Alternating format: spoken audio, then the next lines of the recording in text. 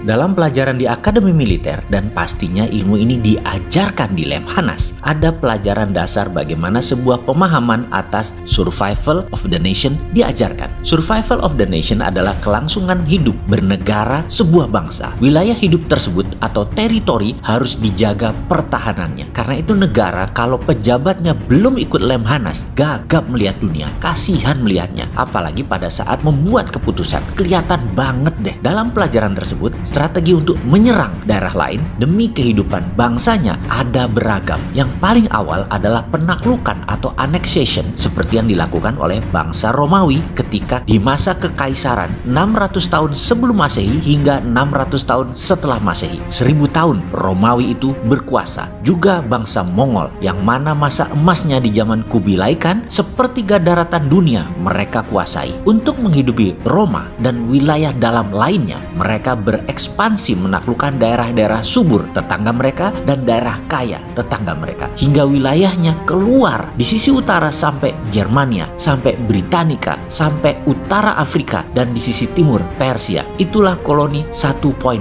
annexation, penggabungan wilayah. Lalu kolonialisasi zaman revolusi industri dengan hanya mengambil kekayaan alamnya dan menguasai hukum di wilayah jajahan. Manusia asli pribumi di sana ditindas. Itulah disebut kolonialisasi versi 2.0. Oke, saya lompati ya. Kalau mau tahu detailnya ikut Lemhanas. Makanya pejabat kalau belum ikut sekolah kepemimpinan, jangan buat keputusan macam-macam deh. Pasti keputusannya bukan buat rakyat, tapi buat kepentingan sendiri atau temennya oligarki atau kaum globalis. Dan ada hal yang paling parah ketika pejabatnya tidak sadar atau tidak mengenal akan kolonialisasi 5.0 yang dilakukan oleh Tiongkok. Bueng! Gong dipukul. Asal saya ngomong Tiongkok, pasti ada yang mulai otaknya bilang rasis lah, nggak paham bernegara, karena Tiongkok kan cuma negara investor nomor 4 di bawah Singapura, invest di Indonesianya. Loh, kok ada pejabat ngomong seperti itu sih?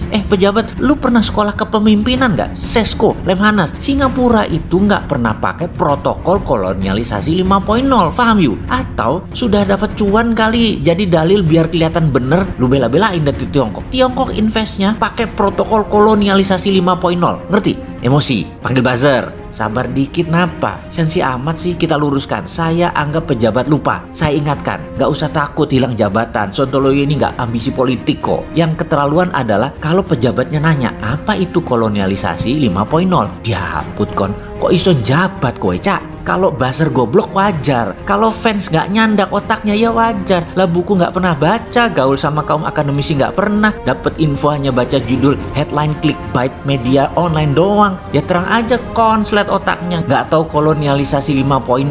Lah kalau pejabat gak tahu kan kita jadi bingung. Kita ingetin deh, dulu di akademi kita diajarkan apa itu world domination, macam-macam warfare atau peperangan, annexation dan kolonialisasi, Lebensraum, wilayah hidup, national interest, nation threat, survival of the nation, dan banyak lagi masalah kenegaraan. Betul ya? Bahkan strategi Bung Karno ambil Papua dari Belanda di awal tahun 60-an, melobi PBB, melobi Amerika, mengadu USSR, hingga Indonesia dapat pesawat MiG, hingga kekuatan Indonesia di selatan Katulistiwa menjadi negara paling powerful di South Hemisphere. Adalah lobby politik tingkat dunia yang jadi acuan pelajaran di sekolah para menteri luar negeri. Amerika dibuat gentar, Commonwealth country dibuat gentar. Dengan kekuatan tawar yang tinggi, Belanda akhirnya menyerahkan balik Papua masuk ke Indonesia. Begitu juga cara Pak Harto melakukan hal yang sama dengan Timur Timur. Strategi itu kelas dunia. Di akademi banyak negara hal ini dipelajari dan diajarkan. Namun sayang, ilmu beginian sekarang pejabatnya banyak yang gak paham akan ilmu kelas dunia pemimpin-pemimpin kita terdahulu.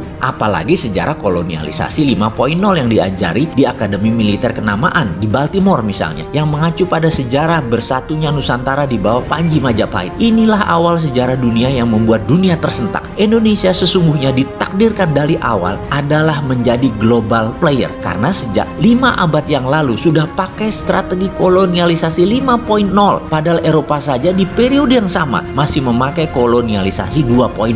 Apa itu strateginya Gajah Mada yang dilakukan lebih dari 500 tahun yang lalu, yang ternyata menjadi acuan dasar di Akademi Militer di Amerika? Asal muasal kolonialisasi 5.0 yang protokolnya dipakai Tiongkok sejak tahun 2009. Bentar, saya ngurut dada sebentar. Ini pejabat paham nggak bagian beginian? Masih komen nggak ada perang di zaman modern? Hati-hati.